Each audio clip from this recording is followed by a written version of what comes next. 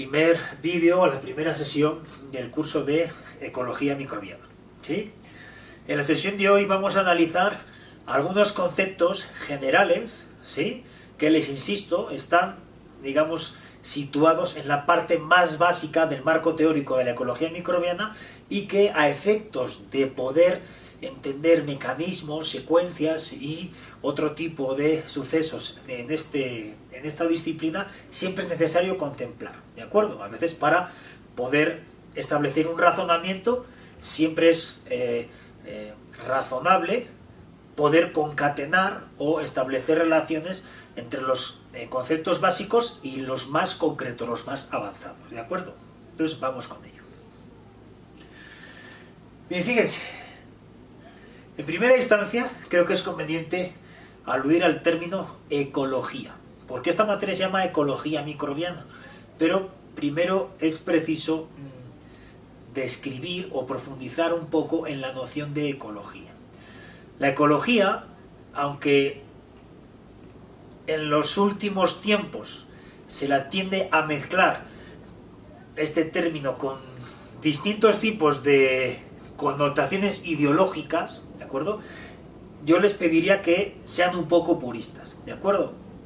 La ecología no tiene nada que ver con la ideología. La ecología es aquella disciplina que estudia los sistemas biológicos y que podemos entenderla como aquella que se encarga de profundizar en el análisis de los flujos energéticos en los sistemas vivos, ¿de acuerdo? Pero es una definición que se aproxima más a lo físico, ¿de acuerdo? Los flujos de energía.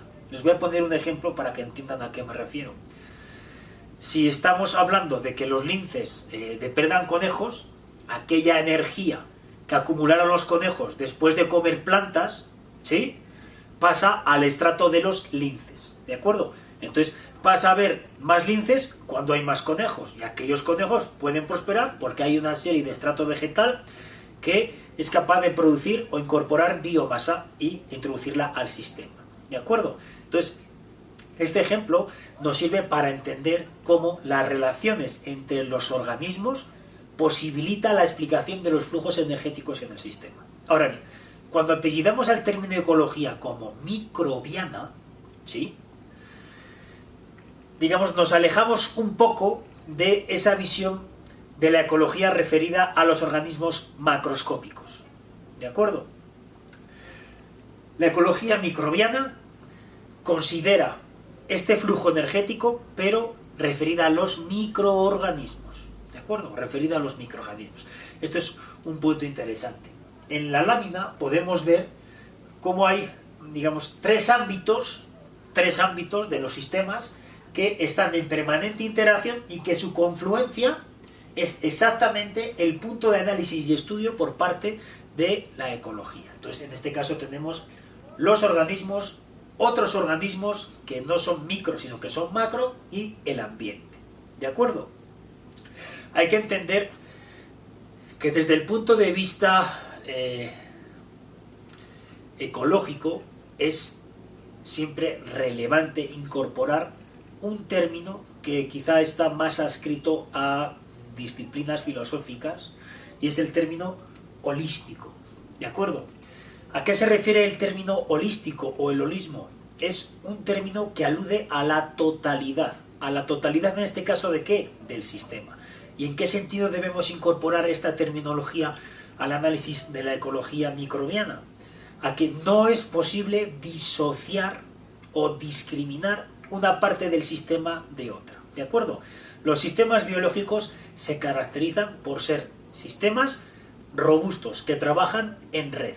Y si tenemos redes, tenemos interacciones, es decir, distintos tipos de elementos, sucesos, acontecimientos que están ejecutándose entre los interactores, que son los elementos presentes en el sistema, es decir, las especies, es decir, los organismos, es decir, los individuos. ¿Sí? Esto es un elemento importante. Bueno, eso con respecto al término ecología, que vale la pena haber hecho esta pequeña aclaración. Fíjense, dentro de la ecología podemos distinguir a su vez dos subtérminos, ¿sí? Aquella que denominamos autoecología y aquella que denominamos sinecología. Cuando hablamos de autoecología, estamos enfocando la ecología al estudio de una especie en particular y el ambiente. Simplemente es un término que alude a un enfoque de estudio, que se centra en una especie y sus distintas interacciones, tanto bióticas como abióticas, con el ambiente. ¿De acuerdo? Por otra parte, cuando nos referimos a sinecología, estamos aludiendo al estudio de las interacciones de grupos de organismos, de comunidades. ¿De acuerdo? Simplemente quiero hacerles mención en este caso que debe considerarse una escala de complejidad creciente en análisis de los sistemas vivos. ¿Sí? En este sentido, vale la pena indicar que la biología molecular, la biología celular y la fisiología son disciplinas que profundizan en el funcionamiento de los organismos, pero en el fenómeno de la autorregulación. ¿Sí? Empezaríamos por las biomoléculas, los conjuntos macromoleculares, las células, los tejidos, los órganos, los sistemas, los aparatos, ¿sí? Y luego el organismo, ¿de acuerdo? Cuando llegamos al nivel organismo, estamos en la fisiología. Cuando nos quedamos en el nivel celular, estamos en la biología celular. Cuando nos quedamos en el nivel tejido, nos quedamos en la histología. Por debajo de la membrana, en la biología molecular, ¿de acuerdo? Cuando pasamos el umbral del organismo, entonces pasamos a las poblaciones, ¿de acuerdo? Que son conjuntos de organismos pertenecientes a la misma especie. Pero las poblaciones nunca están aisladas porque es un contexto ecosistémico, una red de interacciones diversa. Entonces, las poblaciones interactúan entre sí y generan comunidades, ¿de acuerdo? Y el conjunto de interacción entre comunidades, pues, llega al nivel de ecosistema. Y luego tenemos conjuntos de ecosistemas, ¿sí? Que llegan a los biomas. Y más allá de los biomas, tenemos la biosfera, ¿de acuerdo? Entonces, cuanto más grande es la capa de la cebolla externa que pretendemos analizar, más compleja es. ¿En qué sentido más compleja? Mayor cantidad de interacciones, mayor cantidad de interactores, ¿de acuerdo? El análisis global de un sistema de estas características se complica más cuanto mayor cantidad de interactores hay y mayor cantidad de interacciones hay, porque eso complica el núcleo del análisis ecosistémico, que es el flujo energético, ¿de acuerdo? Bueno, vamos a continuar. Fíjense, en esta diapositiva a veces es interesante enfocar determinados aspectos de un marco teórico desde de un enfoque antropocéntrico, ¿de acuerdo? De tal manera que lo sintamos más cercano. En este sentido podemos decir que el rápido desarrollo tecnológico que se inició con la revolución industrial trajo aparejado varios elementos, ¿sí? Por uno, avances en las ciencias médicas y reducción de la tasa de mortalidad. Hay una explosión demográfica. Si hay una explosión demográfica, ello deriva en una gran demanda por parte de esa población para mejorar su vida, ¿sí? Este escenario, ¿sí?, lo que derivó es exactamente en adoptar un enfoque de estudio de la ecología microbiana para, a partir de las preguntas que se generan en ese tipo de análisis, poder extraer desarrollos tecnológicos. Y a lo largo del curso vamos a ver algún ejemplo en este sentido, ¿sí? Por ejemplo, hay aquí uno que podemos nombrar, ¿sí? Dice, producción industrial, extracción de recursos y agricultura intensiva. Lógicamente, un fuerte impacto en el ambiente derivado de una gran demanda poblacional debe ser atenuado. ¿Por qué? Por el desarrollo tecnológico, ¿sí? En este caso podemos hablar, por ejemplo, para la agricultura intensiva, de la utilización del control biológico. El control biológico es un área particular de la ecología microbiana, que si tendré tiempo les diré algunos comentarios al final del curso, ¿de acuerdo? Bueno, vamos a seguir con las generalidades del curso y en este caso vamos a hablar de los ámbitos de estudio de la ecología microbiana, que otros marcos teóricos y otras grandes categorías de contenidos incluye la ecología microbiana. Bueno, pues vamos a hablar que hay un amplio rango de organismos, tanto macro como micro. Y en este sentido tenemos que aludir otra vez al concepto holístico. La ecología microbiana se apellida microbiana porque son microbiólogos los que normalmente se encargan de ella. Eso no quiere decir que para que se dé respuesta a aquellas preguntas en los proyectos de investigación que involucran la ecología microbiana no tengan que considerar las interacciones con organismos macro. Les pongo un ejemplo claro. El microbioma presente en el tracto intestinal de los mamíferos, ¿sí?, no se puede disociar de la ecología microbiana de ese microbioma. ¿De acuerdo? Hay una fisiología del organismo macro asociado al microbioma alojado en el tracto intestinal. ¿De acuerdo? En este sentido podemos hablar de muchos elementos. Podemos hablar de la rizosfera, como hay una serie de comunidades microbianas constituidas por nematodos, por bacterias, por viroides, por hongos asociados a las raíces de las plantas vasculares, o a los briófitos, o a otro tipo de organismo. ¿De acuerdo? Entonces, en este sentido hay que considerar que organismos micro y organismos macro están compartiendo el mismo nicho ecológico y lo que se distingue es el tipo de interacción. La interacción entre organismos macro podemos, digamos, aprehenderla con H intercalada, ¿sí?, de forma visual, mientras que desde el punto de vista de la ecología microbiana tenemos que profundizar o sondear hasta el ámbito molecular. ¿De acuerdo? Bien. ¿Qué más? Fíjense, otro ámbito interesante. De las actividades realizadas por los organismos en el suelo y sus efectos en la fertilidad del suelo y crecimiento vegetal. Bien, es interesante considerar que gran parte del impulso que se le dio a la ecología microbiana deriva de aquellos avances tecnológicos que tuvieron un beneficio interesante en el ámbito de la agricultura. ¿De acuerdo? En este sentido hay que considerar que la biología de microorganismos asociados a la rizosfera tiene importantes consecuencias en los procesos de crecimiento vegetal. Esto se vio en el curso de Fisiología Vegetal, sería conveniente que quizá lo revisaran, ¿sí? La presencia de una rizosfera que facilita a la planta distintos procesos asociados al crecimiento, asociado a la protección frente a patógenos, asociado a la captación de nutrición mineral, facilita el crecimiento de la planta y ello deriva en incrementar los rendimientos, es decir, las tasas de producción vegetal por unidad de superficie. ¿Sí? Esto es interesante. Otro gran ámbito de análisis de la ecología microbiana, las interrelaciones entre organismos con plantas y animales con el ambiente. Bueno, esto es una manera muy amplia de describir el ámbito de estudio de otro gran categoría de análisis asociados a la ecología microbiana. ¿De acuerdo? Bien. Fíjense. Creo pertinente profundizar un poquito, aunque sea, en la fertilidad asociada a los estudios hechos en ecología microbiana y cómo ello ha contribuido a relacionarse con la fisiología vegetal. Fíjense lo que dice en esta frase que creo que es interesante que expliquemos. Fíjense, habla de la biología del suelo y la fertilidad y dice: a pesar de nuestras realizaciones, nuestra sofisticación, nuestras pretensiones artísticas, debemos nuestra existencia a la capa de 15 centímetros superficial del suelo y al hecho de que llueva.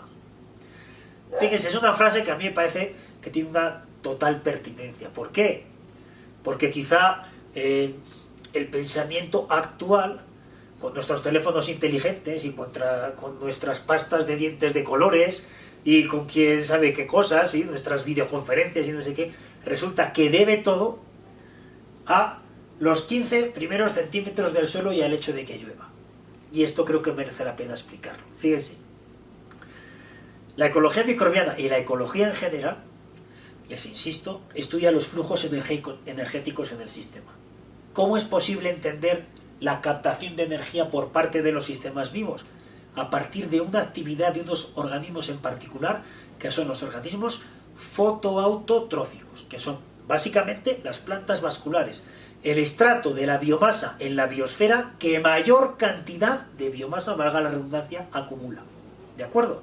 La mayor cantidad de biomasa en el planeta Tierra la acumulan las plantas vasculares, con una ventaja asombrosa sobre los otros grupos de organismos, ¿sí? ¿Cómo es posible que esto suceda? mediante un proceso que ya se lo expliqué en el curso de Fisiología Vegetal, que es a través de la fotosíntesis, y particularmente la fotosíntesis oxigénica. Veremos más adelante otro tipo de fotosíntesis. ¿Cómo es posible correlacionar la ecología microbiana con la fotosíntesis? Porque la fotosíntesis se facilita, o se incrementa, o se maximiza a través de mantener las condiciones hídricas de la planta en condiciones óptimas. Ahora bien, ¿de qué depende de que estas condiciones hídricas sean las adecuadas? En buena medida, las primeras partes, la parte del suelo más cercana a la superficie, donde la rizosfera es más abundante, donde tenemos los hongos. Los hongos, cuando actúan en combinación con otras comunidades microbianas y las plantas vasculares, son capaces de captar el agua, ¿sí? ¿Y por qué la parte superficial del suelo y no la parte que está por debajo? Porque en la parte superficial del suelo hay oxígeno. La mayor cantidad, proporcionalmente o desde el punto de vista comparativo de los organismos, ¿sí?, son aerobios, es decir, requieren oxígeno, ¿sí? Si hay oxígeno y hay agua, que es lo que dice aquí, que llueva, entonces se facilita que el contenido hídrico en las plantas sea óptimo. Eso incrementa el rendimiento fotosintético y eso hace que los ecosistemas capten energía. Y ya que la energía entró a los organismos de producción primaria, que son los fotoautotróficos, entonces pasa a los siguientes escalones del sistema. Uno de los escalones en el sistema somos nosotros. Nosotros nos alimentamos de materia previamente configurada por estos organismos, porque nosotros somos heterótrofos, ¿de acuerdo? Entonces, la existencia de los organismos heterótrofos se debe fundamentalmente a esto que está citando Hartel. Creo que es interesante porque nos permite como separarnos un poco del papel, sí, y decir, oye, todo es posible gracias a la fotoautotrofía y a la interacción de la rizosfera con las plantas vasculares. Ese es el mayor input de energía a los sistemas vivos. Eso es lo que nos permite alimentarnos, es lo que nos permite postergarnos en el sistema, ¿de acuerdo? Bueno. Aquí básicamente tenemos un esquema que tiene que ver un poco con lo que estamos diciendo. Fíjense, los sistemas biológicos, ¿de qué se alimentan? Del flujo de energía. El flujo de energía fundamentalmente proviene del sol. Hay otras fuentes de energía en la Tierra, básicamente son aquellas fuentes que provienen del calor latente que permaneció en la Tierra durante su proceso de formación. Básicamente el núcleo de hierro y níquel que está en rotación en el interior de la Tierra. Sigue caliente y ese calor emana por distintas fracturas, por distintas oquedades de la Tierra, y eso genera fuentes de energía independientes del Sol, ¿de acuerdo? Hay ecosistemas, ¿de acuerdo?, que son capaces de sobrevivir por el calor de la Tierra, ¿sí?, por el calor latente de la Tierra, y esto es importante, pero fundamentalmente debemos la energía, el incremento de biomasa en los ecosistemas a la energía que proviene del Sol. Entonces tenemos un flujo de energía que es captado por los productores primarios, que son los organismos fotoautotróficos, ¿de acuerdo? Fotoautotróficos. ¿Qué son los organismos o productores primarios? Las algas eucarióticas, las cianobacterias, las anoxifotobacterias y bacterias quimiolitótrofas. Para el caso de la ecología microbiana, ¿de acuerdo? Acuérdense que la primera son las plantas vasculares, porque cuando estamos en el ámbito de la ecología microbiana nos vamos a referir a organismos microscópicos. Entonces, algas eucarióticas, cianobacterias, ¿sí? Acuérdense, simplemente unos son eucarióticas, otros son procariotas. Las anoxifotobacterias son bacterias que, a pesar de que son fotosintéticas, no es una fotosíntesis oxigénica, sino que es una fotosíntesis anoxigénica, ¿sí? Tienen otro aceptor final de electrones. Esto lo veremos más adelante. Y lógicamente bacterias quimiolitótrofas, que son aquellas que, cuyo nicho ecológico es el que les estaba comentando ahora. Se ubica en aquellas zonas donde aflora el calor latente de la formación del planeta Tierra, ¿sí? Tendremos productores primarios, que tendremos consumidores de la parte de ecología microbiana, ¿Qué consumidores podemos tener? Heterótrofos característicos, protozoarios, algas mixótrofas, ¿sí? Que tienen un metabolismo dual, ¿sí? Puede ser primario o heterótrofo, y otro tipo de bacterias. Y luego tenemos los organismos descomponedores. Básicamente se refiere al resto de bacterias heterótrofas y los hongos, que son organismos heterótrofos. Y otro elemento interesante, en el mundo microbiano es particularmente relevante, ¿sí? La actividad del reciclado. Los microorganismos, y básicamente los hongos y las bacterias, son capaces de recircular la materia orgánica en los sistemas vivos. ¿Por qué es tan importante? Porque el reciclaje permite disminuir la entropía, ¿de acuerdo? Es decir, permite aprovechar otra vez esa materia, y eso genera residuos de muy baja entropía. Esto tiene implicaciones fundamentales porque posibilita a los ecosistemas ser estables en el tiempo, ¿de acuerdo? Ser estables en el tiempo. Bien, entonces vamos a recapitular un poco con esta lámina. Dice que todos los seres vivos de la Tierra dependen de la vida procariota, y vamos a explicar por qué. Fíjense, dice, son miembros esenciales de la biosfera y hacen posible el funcionamiento de los ciclos biogeoquímicos. Bien, entiendo que ciclos biogeoquímicos ya lo han tenido que ver en las primeras huellas de la licenciatura, pero es necesario que entiendan que hay distintos estados de asociación química entre los elementos. Está el ciclo biogeoquímico, el del azufre, el del fósforo, el del oxígeno, el del nitrógeno, ¿de acuerdo? Entonces, los procariotas, sí, son organismos que facilitan la transición de estos distintos tipos de asociaciones químicas de los elementos fundamentales para los organismos, y ese tránsito, ¿sí?, de una forma química a otra posibilita que se siga ciclando, ¿sí?, este elemento desde un punto de vista biogeoquímico, elemento fundamental para que se cumplimenten, se terminen o se finalicen los ciclos biológicos. ¿Qué más? Fíjense. Están presentes en todos lugares en los que pueda existir vida. Esto es muy interesante y veremos por qué. Habrá que justificar por qué. En todos aquellos nichos ecológicos donde pueda haber vida, siempre están los procariotas. Veamos por qué. Dice, tamaño pequeño y gran capacidad de dispersión. Las bacterias tienen una relación área-volumen enorme, ¿sí? Enorme. Eso se realiza por dos elementos fundamentales, ¿sí? Uno, que les permite almacenar poco material genético con la información suficiente, ¿sí?, para poder adaptarse. Pero además le facilita la dispersión. ¿Por qué un procariota tendría esa predisposición a una dispersión grande? Porque podría aprovechar mayor cantidad de recursos, ¿de acuerdo? Si ustedes van a cualquier parte o cualquier punto del planeta, van a ver que hay vida procariota. Eso ha podido llegar a ser precisamente por esta capacidad de dispersión. Ahora, esta capacidad de dispersión y esta enorme relación área-volumen tiene otras ventajas y otros inconvenientes, ¿de acuerdo?, que serán compensados por otras características que están también en el ámbito de la explicación adaptativa. Ahorita veremos por qué. Fíjense. Dice que tienen una variabilidad y flexibilidad metabólica grande y son capaces de tolerar y adaptarse a condiciones ambientales.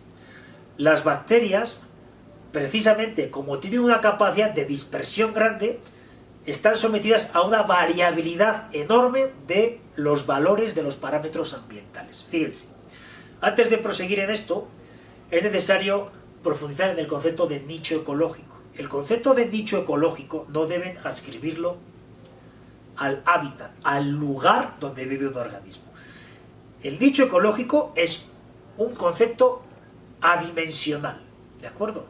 Podemos entenderlo o definirlo como aquel rango de valores de los parámetros, tanto bióticos como abióticos, ¿sí?, que están presentes en los sistemas, entre los cuales un organismo es capaz de adaptarse, sobrevivir y reproducirse, ¿de acuerdo?